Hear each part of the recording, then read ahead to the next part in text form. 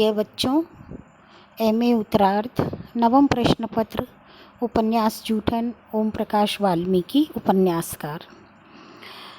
कल हमने जहाँ छोड़ा था आज उसके आगे से अब हम पढ़ने जा रहे हैं। मैंने आपको एक होमवर्क में व्याख्या करने के लिए दी थी और दलित विमर्श के संदर्भ में आई महत्वपूर्ण विषयों पर चर्चा की थी।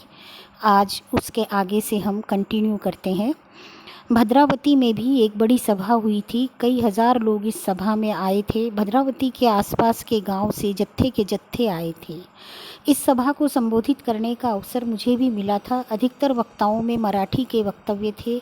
मैं हिंदी में बोला था। मेरे लिए यह एक नया अनुभव था। भीड़ में सुगबुगाहट थी।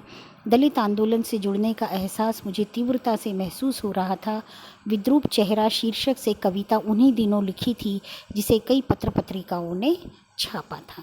अब लेखक के मन में जो वैचारिक उद्वेलन था, आंदोलन और षड्यंत्र के शक्ल में वह तब्दील हो रहा है और उसको इस बात का गहरा संतोष है कि वो जो चाहता है वो अब कर सकता है। यह आंदोलन दिन प्रतिदिन तेज हो रहा था। कई स्थानों पर सवर्णों ने दलितों की सभाओं और जुलूसों पर पथराव भी किए थे। पुलिस निष्क्रिय थी। शिक्षा विभाग की ओर से भी उस शिक्षक के विरुद्ध कोई कार्रवाई नहीं हुई थी। जगह जगह निषेधात्मक सभाएं हो रही थी। प्रशासनिक स्तर पर मामले को रफा दफा करने की कोशिश जारी थी। दलितों में स्वाभिमान जाग रहा था। ये रेखांकित करिए, दलितों में स्वाभिमान की जागृति, ये महत्वपूर्ण बिंदु है। इस घटना ने लेखक को बहुत गहरे तक प्रभावित किया। दलित बस्तियों से वो गुजरने लगा। आइडनेस फैक्ट्री कॉलोनी के पास सुमठाना गांव था। भद्रावती तहसील थी जहां दलित बस्तियों में अनेक सामाजिक कार्यक्रम चलाए थे। स्कूल भी खोले गए। अनेक साथी पहले से सक्रिय थे। कई संस्थाएं थी। स्कूल और पुस्तकालय भी थे जहां अंबेडकर और बौद्ध साहित्य प्रचुरता में उपलब्ध था। उमेश मेश्राम अपने कार्यक्रमों में मुझे अक्सर बुलाते थे। डॉक्टर गंगाधर पाणतावणे जी से पत्र व्यवहार तो था लेकिन कभी मिलने का अवसर नहीं आया था। एक दिन अचानक लोकनाथ यशवंत ने खबर भेजी कि पाणतावणे गुरुजी बाबा आमटे के आश्रम में होने वाले आनंद मेले में भाग लेने आ रहे हैं। डॉक्टर गंगाधर पाणतावणे जी को अधिकतर साथी पाणतावणे गुरुजी ही कहकर संबोधित करते थे। आनंद मेले में लगभग प्रतिवर्ष मैं जाता था। बरोरा में स्थित बाबा आमटे का आश्रम था जहां कुछ रोगियों का इलाज करके उन्हें स्वावलंबी बनाया जाता था। इसी आश्रम में प्रत्येक वर्ष आनंद मेले का आयोजन होता था।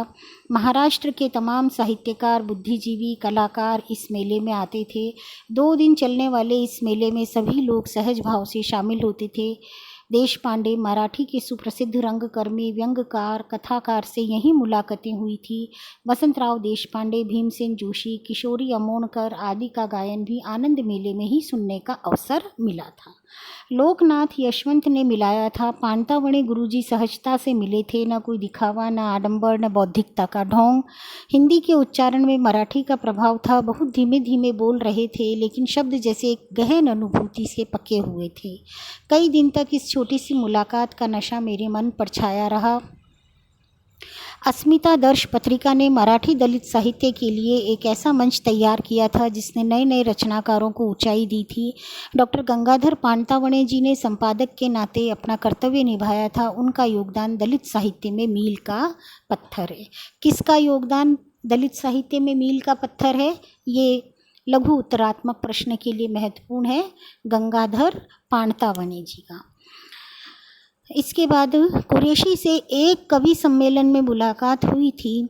आइनस फैक्ट्री एस्टेट में पुलिस चौकी के प्रभारी थे। पुलिस चौकी के पास ही DCSC लाइन के एक बंगले में रहते थे।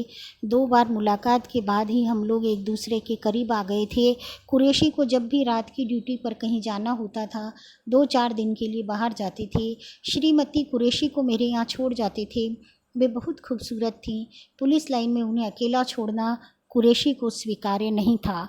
कई बार तो रात 2-2:30 बजे भी वे श्रीमती कुरैशी को मेरे यहाँ लेकर आए थे। चंदा और श्रीमती कुरैशी की बहुत पटती थी। उनके 2 जुड़वा बेटे थे, बहुत ही प्यारे थे। चंदा ने उनका नाम राम और श्याम रख दिया था। कुरैशी भी उन्हें इसी नाम से बुलाता था। हम दोनों से वे काफ़ी घुल मिल गए थे। कुरैशी के बराबर के बंगले में डीएससी के नए कमांडेंट तबादला होकर आए थे। मुजफ्फरनगर ज़िले के ही रहने वाले थे। कुरैशी को पता चला तो मुझसे जिक्र किया, आपके ही ज़िले के हैं, आज शाम को आ जाओ, मुलाकात करा देंगे। मैंने कोई विशेष इच्छा व्यक्त नहीं की। कुरैशी ताड़ गया, नाराज़ भी हुआ। अजीब आदमी हो, अपने ही ज़िले का व्यक्ति इतनी दूर मिल जाने पर भी खुश नहीं हो। मैंने कहा, क्या होगा मिलकर? मिलते ही पहले जाति पूछेगा, जाति पता चलते ही उसके मुंह का स्वाद बिगड़ जाएगा, फिर भला मुझे क्या खुशी होगी? कुरैशी ने अजीब सी कड़वाहट से कहा, वाल्मीकि तुम इस खोल से बाहर कब निकलोगे?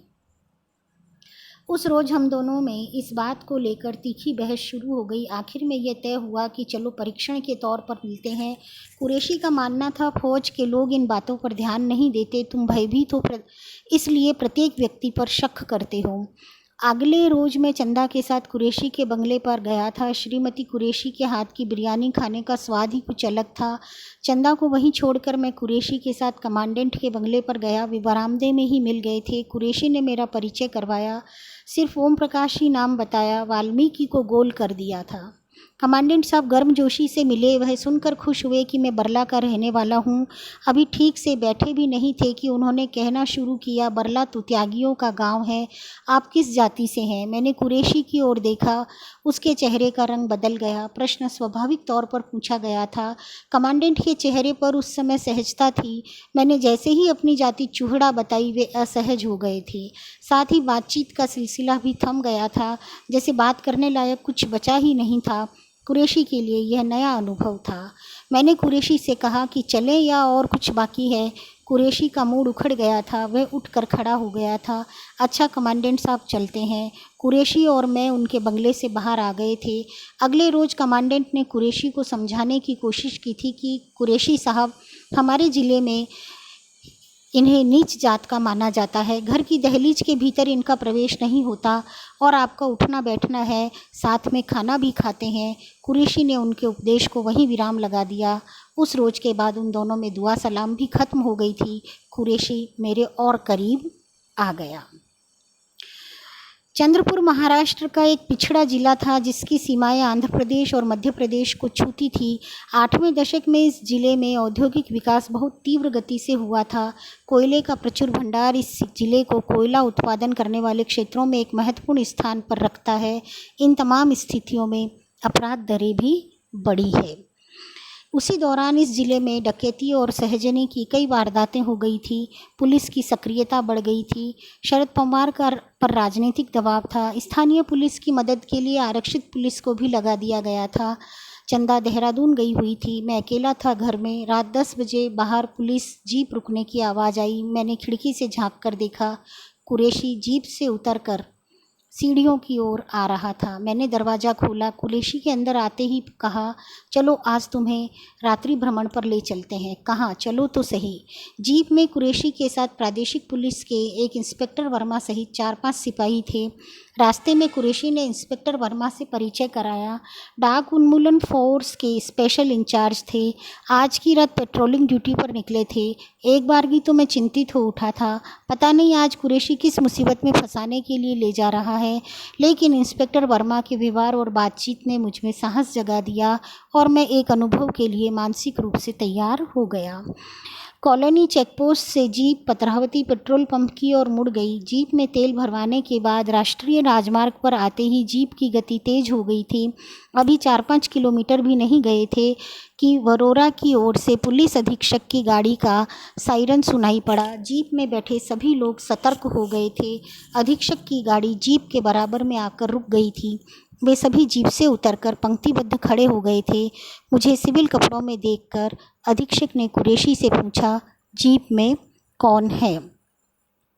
यहाँ पर देखिए, वह अपने गांव के व्यक्ति बरला से मिलता है और बरला के व्यक्ति जो उनके गांव के ही रहने वाले हैं, उनका असहज हो जाना, जाति के पता लगते ही दुआ सलाम का ख़त्म हो जाना एक मानसिक स्तर पर उसे फिर दस्तक देता है और लेखक असहज हो जाता है। उसके बाद जब वह पुलिस की गाड़ी में भ्रमण के लिए जाता है, उसका वर्णन लेखक ने किया है।